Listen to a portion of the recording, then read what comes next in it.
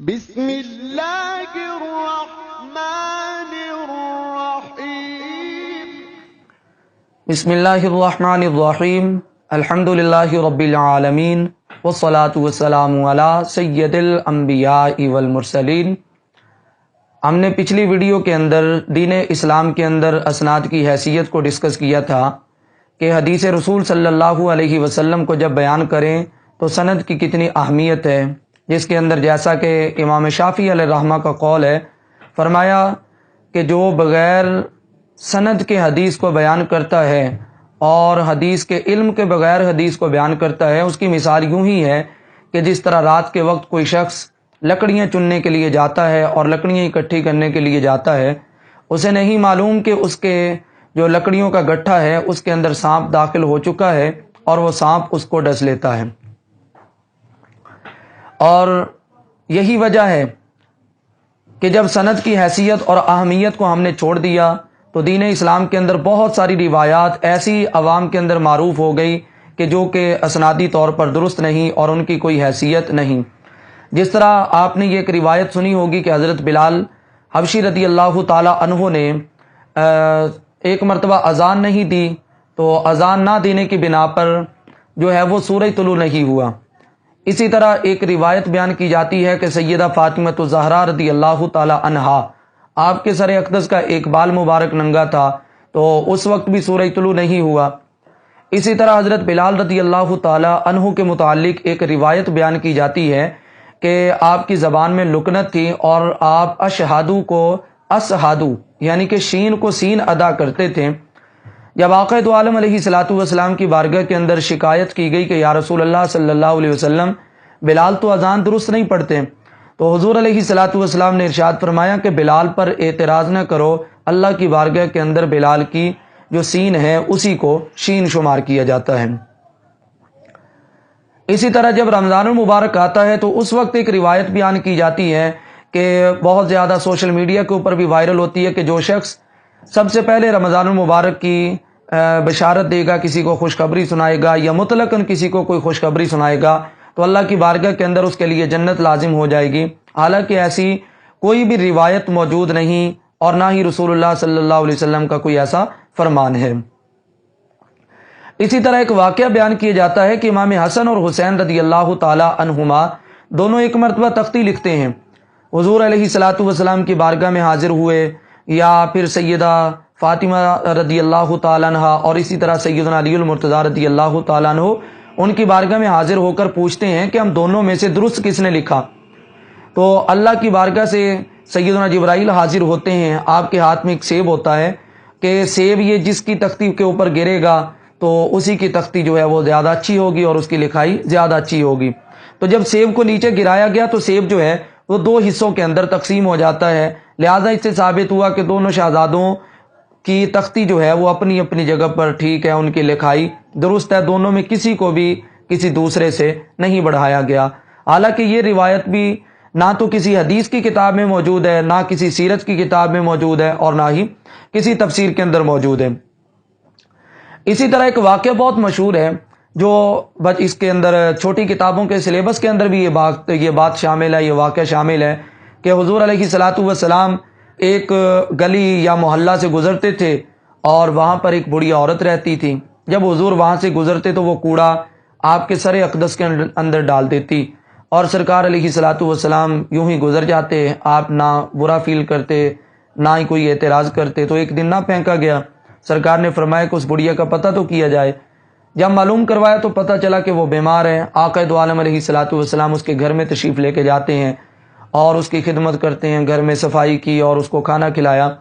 یہ واقعہ بیان بھی کیا جاتا ہے، اس کو واعظین بھی بیان کرتے ہیں، ہماری سلیبس کی کتب کے اندر بھی موجود ہے، لیکن اس واقعہ کی بھی کوئی بھی اتھینٹک حیثیت نہیں ہے۔ اسی طرح ایک اور واقعہ بیان کیا جاتا ہے کہ جب آقا دو عالم علیہ الصلوۃ والسلام نے مکہ کے اندر ایک عورت کو دیکھا، بڑھیا عورت تھی اور اپنی سامان کی گٹھڑی اپنے پاس رکھی ہوئی تھی، پوچھا اماں جان آپ یہاں پر کیوں بیٹھی ہیں؟ تو اماں جان کہنے لگی بڑھیا عورت کہ بیٹا مکہ کے اندر ایک جادوگر آ چکا ہے، اسی جادوگر کے ڈر سے میں یہاں سے ہجرت کرنے لگی ہوں، لیکن میرا سامان بھاری ہے، میں اس کو لے کے نہیں جا سکتی۔ سرکار نے فرمایا اماں جان میں اس کو اٹھا لیتا ہوں۔ سرکار نے سامان اٹھایا اور اٹھا کے دوسری جگہ پہ لے کے جاتے ہیں اور ان کی منزل پہ ان کو پہنچایا، تو بعد میں بتایا کہ اماں جان یا اے بڑھیا عورت، جس کے ڈر سے آپ جا رہی ہیں وہ جادوگر میں محمد ہی کو کہا جاتا ہے۔ تو اس واقعہ کی بھی کوئی حیثیت نہیں، لیکن واعظین اس کو بیان کرتے ہیں۔ اسی طرح حضرت اویس قرنی رضی اللہ تعالیٰ عنہ کے متعلق ایک واقعہ بہت زیادہ مشہور ہے کہ آپ کو جب پتہ چلا غزوہ احد کے اندر آقا دو عالم علیہ الصلوۃ والسلام کے جو دانت مبارک ہیں وہ شہید ہو گئے، اور جب آپ کو پتہ چلا کہ دانت مبارک شہید ہو چکے ہیں، آپ نے بھی اپنے دانتوں کو توڑنا شروع کر دیا۔ اور اپنے دانتوں کو کتنا توڑا؟ فرماتے ہیں پہلے ایک توڑا، پھر سوچا ہوگا سرکار کا دوسرا نہ ٹوٹا ہو، پھر تیسرا، پھر چوتھا، حتیٰ کہ آپ کے منہ مبارک کے اندر جتنے دانت تھے سارے دانت آپ نے جو ہے وہ توڑ دیے، اور یہ اپنا محبت کا اظہار کرتے ہیں حضور علیہ الصلوۃ والسلام کے ساتھ۔ واعظین اس واقعہ کو کثرت کے ساتھ بیان کرتے ہیں، لیکن یہ واقعہ بھی کسی بھی مستند کتاب کے اندر موجود نہیں ہے۔ اسی طرح ایک واقعہ بیان کیا جاتا ہے کہ آقا دو عالم علیہ الصلوۃ والسلام طواف کر رہے تھے، اور آپ کے پیچھے پیچھے ایک شخص بھی طواف کرنے لگا۔ حضور جہاں پہ قدم رکھتے تھے تو وہ بھی حضور کے قدم کے اوپر اپنا قدم رکھتا، اور وہ ورد کر رہا تھا یا کریمو یا کریمو، اس چیز کا ورد کر رہا تھا۔ یہ ایک تفصیل کے ساتھ واقعہ بیان کیا جاتا ہے، واعظین اس کو بیان کرتے ہیں۔ تو یہ اس واقعہ کی بھی کوئی حیثیت نہیں، ایسا کوئی بھی واقعہ کسی بھی حدیث کی کتاب کے اندر یا تفسیر کے اندر موجود نہیں۔ اسی طرح ایک روایت بیان کی جاتی ہے کہ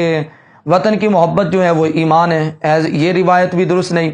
اسی طرح ایک روایت بیان کی جاتی ہے کہ شب معراج آقا دو عالم علیہ الصلوۃ والسلام جب رب کی بارگاہ میں حاضر ہونے لگے تو اپنا جوتا اتارنے لگے، تو عاطف غیبی سے آواز آتی ہے کہ لا تخلعنا علیک، اے پیارے حبیب علیہ الصلوۃ والسلام آپ اپنا جوتا مبارک جو ہے اس کو نہ اتاریے۔ اس روایت کی بھی کوئی حیثیت نہیں۔ یہ بعض جو بیانات کی کتابیں ہیں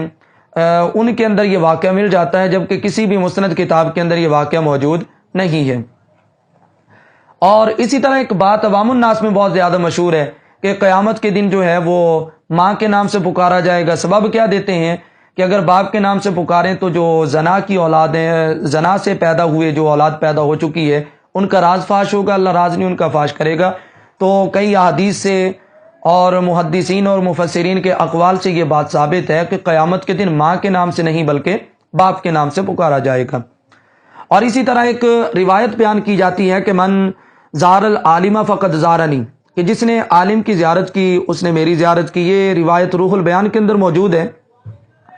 اور بلکہ یہ لمبی روایت ہے۔ من زار عالما فکانما زارنی، من صافح عالما فکانما صافحنی، اس طرح یہ تفصیل کے ساتھ یہ روایت بیان کی جاتی ہے۔ تو یہ روایت بھی صاحب روح البیان نے بغیر سند کے اس کو ذکر کیا، اس کی کوئی سند نہیں اور نہ ہی اس کی کوئی ایتھنٹک حیثیت ہے،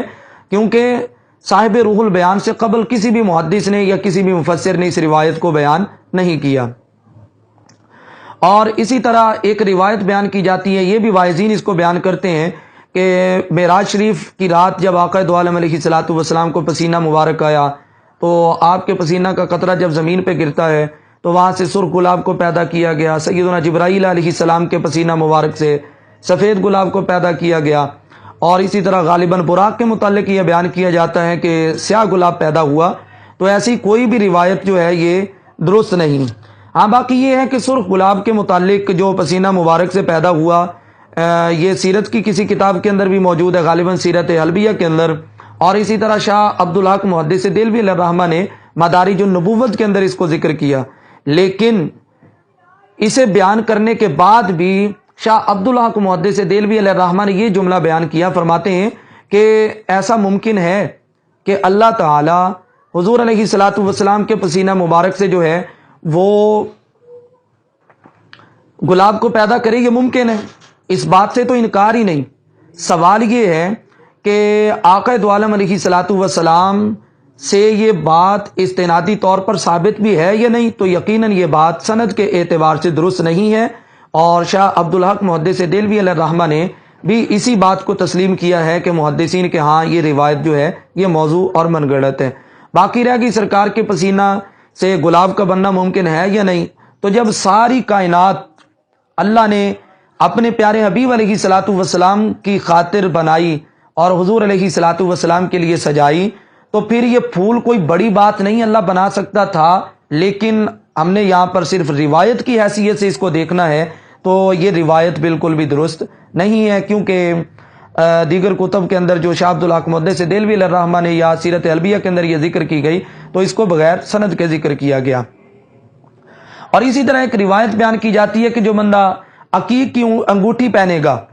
تو وہ بندہ جو ہے وہ ہمیشہ بھلائی میں رہے گا، ایسی بھی کوئی روایت نہیں۔ اسی طرح حضور علیہ الصلوۃ والسلام نے فرمایا کہ جو بندہ زیادہ شادیاں کرے گا وہ خوشحال رہے گا، ایسا بھی کوئی نہیں ہے۔ ہاں، اسلام نے مطلقاً 4 شادیوں کا حکم دیا۔ قرآن یہ کہتا ہے کہ مثنی و ثلاث و رباع، کہ آپ 2 کریں، 3 کریں، 4 کریں۔ آگے اس کی کچھ شرائط بیان کی گئی کہ جو ان شرائط کے اوپر پورا اترتا ہو۔ اور اسی طرح ایک روایت بیان کی جاتی ہے دنیا مزرعۃ الآخرہ، کہ دنیا آخرت کی کھیتی ہے۔ یقیناً دنیا آخرت کی کھیتی ہے، لیکن جس انداز سے یہ روایت بیان کی جاتی ہے کہ سرکار نے فرمایا، ایسی کوئی بھی روایت موجود نہیں ہے۔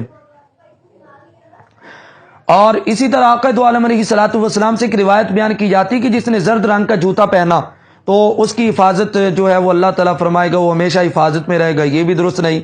اور اسی طرح ایک روایت بیان کی جاتی ہے القاسب حبیب اللہ، کہ جو کمانے والا، رزق کمانے والا، رزق کے لیے محنت کرنے والا، وہ اللہ کا دوست ہے۔ اللہ کے دوست ہونے میں کوئی شک نہیں، لیکن یہ روایت رسول اللہ صلی اللہ علیہ وسلم سے ثابت نہیں ہے۔ یہ چند روایات جو میں نے آپ کے سامنے ذکر کی، محدثین نے اس کے اوپر تفصیل کے ساتھ کلام کیا ہے، اور کچھ ایسی روایات ہیں جو نہ کسی حدیث کی کتاب میں موجود ہیں، نہ کسی تفسیر کی کتاب میں موجود ہیں، اور نہ ہی ان کو کسی مستند عالم دین نے بیان کیا ہے۔ تو یہ ساری باتیں عوام کے اندر مشہور ہو چکی ہیں، اور عوام میں مشہور کس نے کی ہے؟ واعظین کی طرف سے ہوئی، اور بعض کم علم لوگ جنہوں نے کتابیں لکھی، انہوں نے اپنی کتابوں کے اندر کسی اردو کی کتاب سے یا کہیں غیر مستند ماخذ سے اٹھا کے اس کو ذکر کر دیا، تو اس کے ساتھ یہ روایت جو ہے یہ درست نہیں ہوگی، اس کو درست تصور نہیں کیا جائے گا۔ اس کے علاوہ بھی کثیر تعداد کے اندر کتب کے اندر یہ اس طرح کی روایات موجود ہیں۔ اللہ تعالیٰ کی بارگاہ کے اندر دعا ہے کہ ہمیں حدیث رسول صلی اللہ علیہ وسلم کو سمجھنے کی، اور جو مستند حدیث پاک ہو اسی کو حدیث کہہ کر بیان کرنے کی توفیق عطا فرمائے۔ والسلام۔